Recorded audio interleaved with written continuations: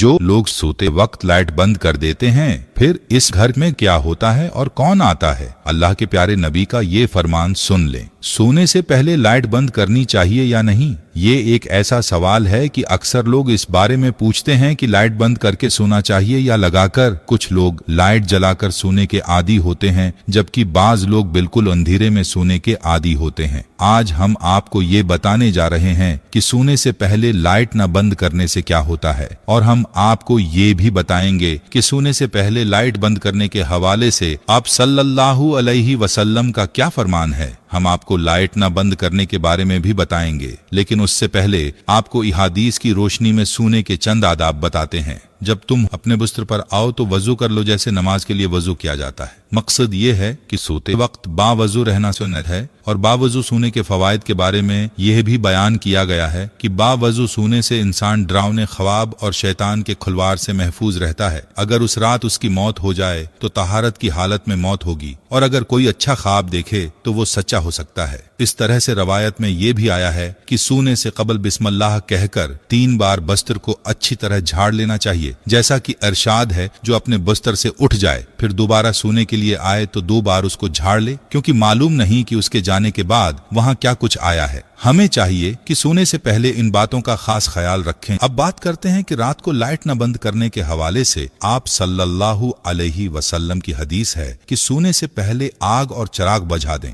जैसा कि जाबिर बिन अब्दुल्लाह रदियल्लाहु ताला अन्हा से रवायत है। आप सल्लल्लाहु अलैहि वसल्लम ने फरमाया, रात में जब तुम सोने जाओ तो चिराग बुझा दो और दरवाजे बंद कर दो। और हजरत अब्दुल्लाह बिन उमर रदियल्लाहु ताला अन्हा कहते हैं कि आप सल्लल्लाहु अलैहि वसल्लम ने फरमाया, सोते वक्त अपने घरों में आग को जलते हुए न छोड़ो। एक और रवायत में है कि चिराग बुझा दो, क्योंकि बसा औकात चूहा चिराग की बत्ती को भड़काकर घर वालों को जला डालता है। आपने मुलाहजा फरमाया कि हादीस नबवी सल्लल्लाहु अलैहि वसल्लम में रात को चिराग यानी लाइट और आग को बुझाने की ताकीद है, और इन्हीं रवायात की रोशनी में ये कहा जाता है कि अगर आग या चिराग जलाए रखने की जरूरत हो, उससे महफूज रहने के असबाब लाजमी अख्तियार कर लिए जाए, ताकि हदीस में जो सबब जिक्र किया गया है अगर वो खत्म हो जाए, यानी एहतियात को मलहूस खातिर रखना जरूरी है, ताकि किसी किस्म के नुकसान से बचा जा सके। उसी हवाले से इमाम कर्तबी रहमतुल्लाह अलैह फरमाते हैं, आग बुझा दें या फिर ऐसे तरीके अपनाएं कि वो भड़क न सके। याद रहे कि आप सल्लल्लाहु अलैहि वसल्लम के बताए हुए हर तरीके में बड़ी हिकमत है। अब अगर बात की जाए मौजूदा दौर में लाइट की, तो उससे अगरचा आग भड़कने का खदशा नहीं होता,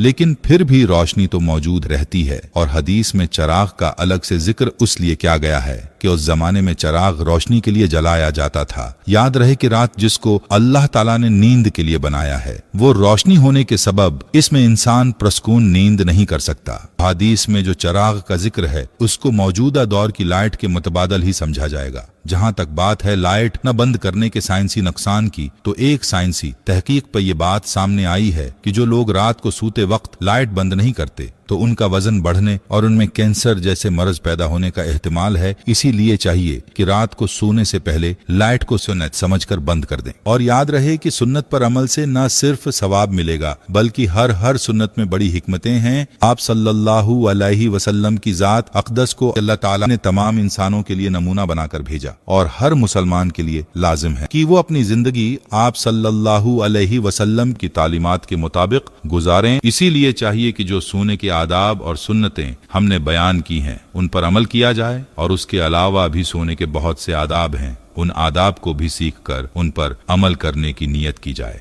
हर मुसलमान के लिए जरूरी है कि रात को सोने और लेटने का सुन्नत तरीका मालूम करें और उसके मुताबिक सोया करें। याद रहे कि मुसलमान का हर वो काम जिसे आप सल्लल्लाहु अलैहि वसल्लम की सुन्नत और तालीमात के मुताबिक किया जाए, वो इसके लिए इबादत बन जाता है।